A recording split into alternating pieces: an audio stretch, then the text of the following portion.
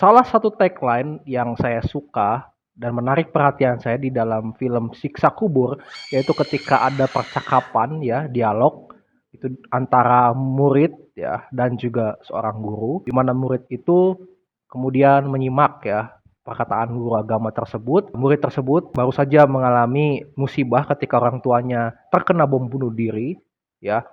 Dia bertanya kepada guru agamanya tersebut, eee, apakah sebenarnya seseorang itu dapat dicabut oleh malaikat ya, yang mencabut nyawanya, atau memang orang yang membuat bom bunuh diri tersebut takut nanti akan disiksa oleh malaikat di siksa kubur.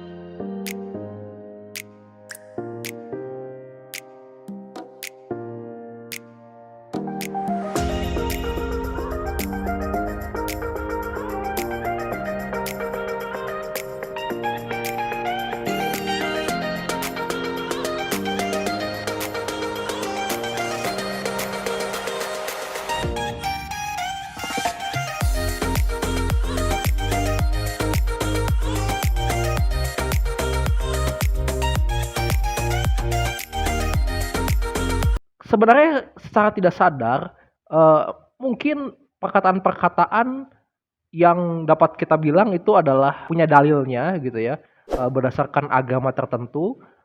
Mungkin secara tidak sadar kita sudah menurunkan kepada generasi lepas generasi ya. Ada beberapa orang tua mungkin yang, menakut-nakuti anaknya ya kalau dia tidak beribadah, misalkan sholat ke masjid atau tidak beribadah ke gereja begitu ya, nanti akan dihukum oleh Tuhan, oleh Allah gitu ya. Apakah kita masih mendapatkan hal-hal seperti itu terjadi dalam hidup ini? Saya rasa banyak ya.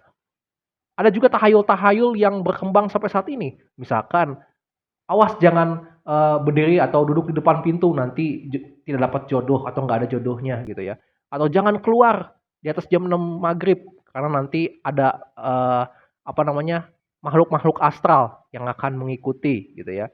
Atau misalkan di kampung-kampung misalkan, kalau mau keluar, lewat kuburan gitu ya, lewat makam keramat, harus bawa paku misalkan. Masih, eee, dipelihara oleh masyarakat kita sampai saat ini. Tahayul yang dibuat ini ya, ataupun hal-hal yang menakut-nakuti ini dibuat memang dengan tujuan agar, orang-orang menjadi patuh ya, tidak melawan, tidak melanggar satu peraturan gitu ya, atau satu ketetapan yang berlaku di masyarakat. Memang agama-agama, apapun agamanya, memang selalu memasukkan konteks budaya tertentu di dalam, eee, penyampaian berita atau penyiaran berita intinya. Misalkan contohnya, berita tentang adanya siksa di neraka, ya.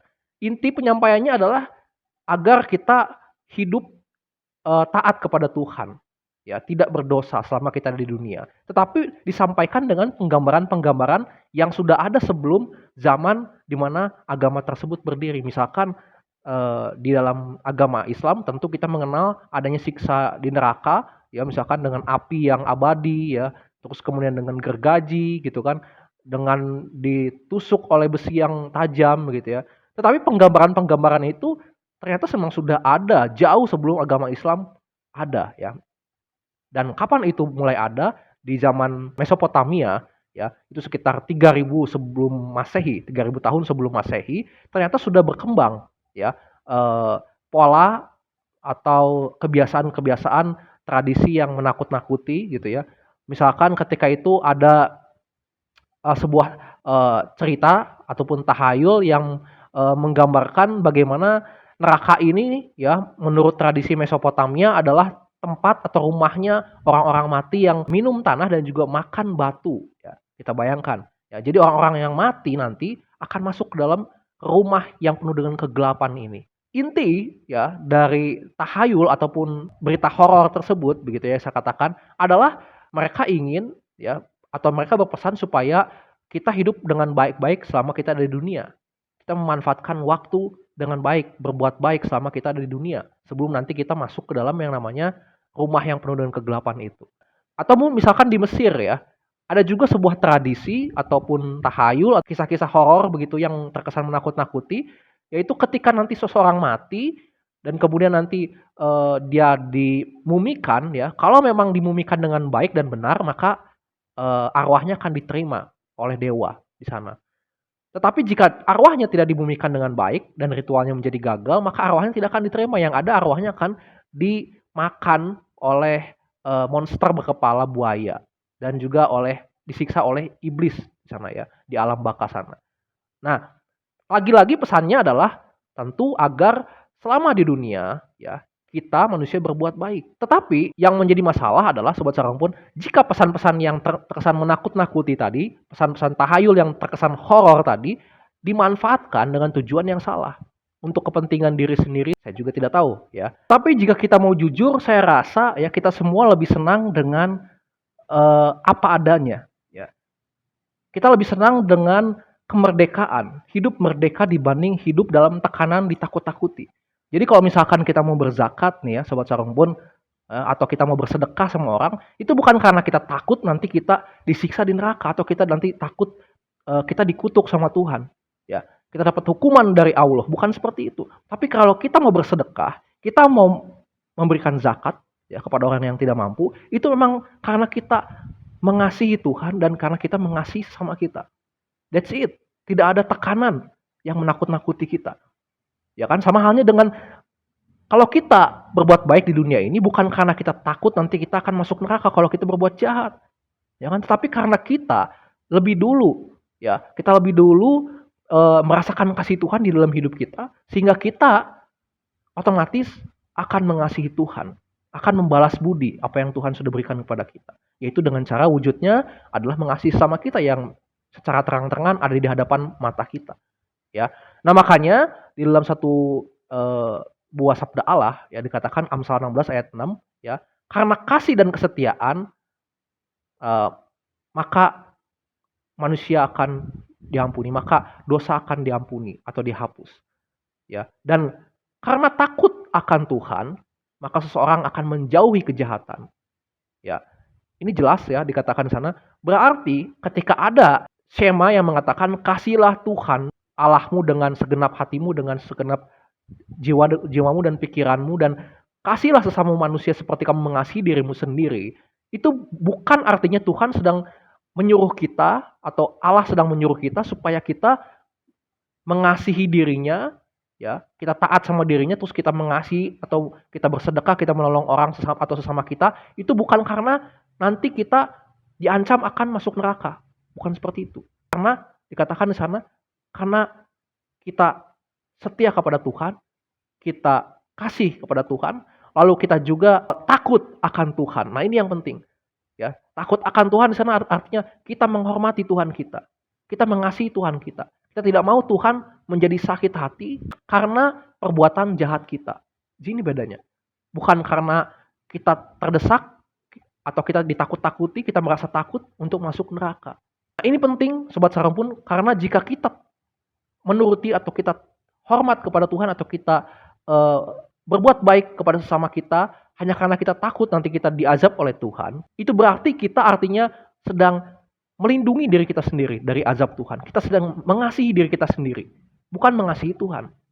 Karena yang kita takuti adalah azab atau hukuman itu, bukan kita takut karena Tuhannya.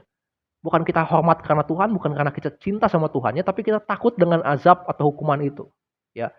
Dan ada satu contoh, yaitu ketika bangsa Israel, ya, ini adalah umat pilihan Tuhan, umat pilihan Allah, ya, di dalam perjanjian lama, mereka takut kepada Tuhan itu karena mereka takut dikutuk oleh Tuhan, mereka takut dikalahkan oleh musuh-musuh mereka takut akan mati kelaparan, sehingga mereka beribadah, maka lama-kelamaan ibadah itu menjadi ibadah yang formalitas. Yang penting mereka sudah lakukan. Saya sholat, yang penting saya sholat. Yang penting sudah dilakukan, maka saya dijauhi dari azabnya tuh Allah gitu ya. Atau saya ke gereja hanya karena ya, saya takut. Yang penting saya sudah ke gereja, ya, dan itu akan menghindari saya dari hukuman Tuhan. Dan apa yang dirasakan oleh bangsa Israel ketika itu, ibadah menjadi ibadah yang tidak berkenan di hadapan Tuhan, dan mereka akhirnya jatuh dalam perhambaan berhala. Ya, mereka jatuh dalam persembahan berhala, dan mereka dibuang oleh Tuhan.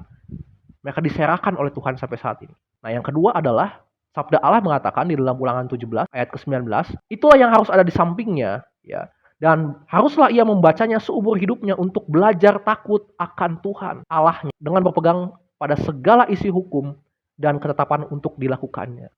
Kita garis bawahi di sana belajar takut akan Tuhan. Artinya takut akan Tuhan di sana bisa dipelajari oleh kita. Nah, apakah dengan takut kepada azab, takut kepada kutuk, takut kepada hewan, takut kepada makhluk-makhluk gaib ya gitu ya, selain Tuhan, apakah itu bisa dipelajari? Apakah itu mau kita pelajari? Untuk apa kita pelajari itu? Bahkan kalau bisa sih kita nggak mau merasakan takut kepada yang namanya hantu lah, ya jin gitu ya, iblis. Untuk apa takut? Kalau kepada Tuhan, oke kita takut, itu harus. Dan dikatakan itu bisa dipelajari, itu dipelajari, harus dipelajari. Tapi ngapain kita pelajari takut kepada iblis, takut kepada setan, takut kepada penjahat? Nggak usah.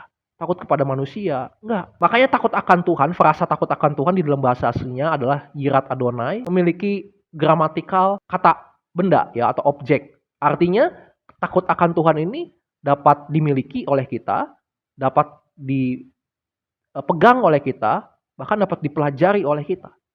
Ya, dapat didalami oleh kita. Ini satu buah objek yang bisa kita dapatkan. Takut akan Tuhan. Bagaimana caranya dikatakan di sana adalah dengan menuruti hukum-hukum Tuhan. Lalu yang ketiga yang terakhir Sobat Sarung pun, Sabda Allah juga mengatakan di dalam 1 Yohanes 4 ayat 18 sampai 19 bahwa di dalam kasih itu tidak ada yang namanya ketakutan. Ya.